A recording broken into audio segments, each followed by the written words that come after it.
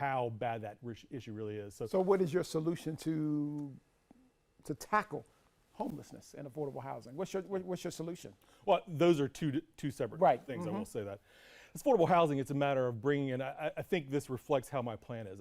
I respect the mayor for what she's done over the last 8 years, and the city council that she's worked with. They put in some good initiatives in place. And so what I always want to do is take some of those initiatives that have been working, expand them. So when you talk about affordable housing, the HTF, the Housing Trust Fund, which has been in place for 20 plus years. CHOIF, Charlotte Housing Opportunity Investment Fund, expanding that as well. So expanding those, but bringing new innovative solutions. We sit there and we talk about there's competition in the marketplace right now as far as affordable housing or housing in general. But if the builders, traditional builders, are doing the same thing, that's not really competition. You know, you look at something like big oil, that's not competition, that's a conglomerate. It's the same things going on in Charlotte. So what we want to do is we want to bring in innovative solutions, new ways to build, increase supply, and therefore drop down prices. So things like 3D printing is one of the things we looked at. 3D printing, modular homes, micro units. We have micro units here in Charlotte. We can do more of those. Modular homes, we can do those in North Carolina. 3D printing, Littleton, North Carolina, outside of Raleigh, there's a development going on. Everybody knows Habitat for Humanity. They've built several houses up in Virginia through 3D printing. And so when you talk about 3D printing, they can build a 1,000 square foot house in 24 hours at a cost of $30,000.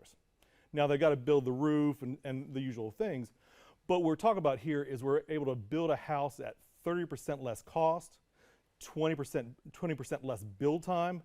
So you're getting more houses on the market at a lower rate.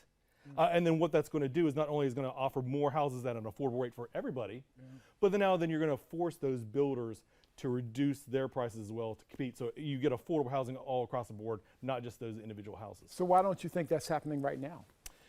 I think it's, when we talk about a will versus a way, I think there's not the will there.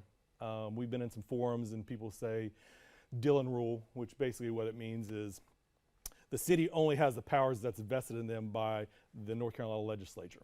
And so when you talk about a Dillon rule, what they've been using that for is to say, we can't do that here because the legislature won't let us.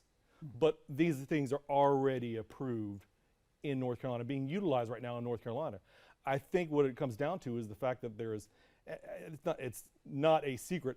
I think there's a lot of money going into campaigns from developers. So there's a lack of desire to bring in new competition.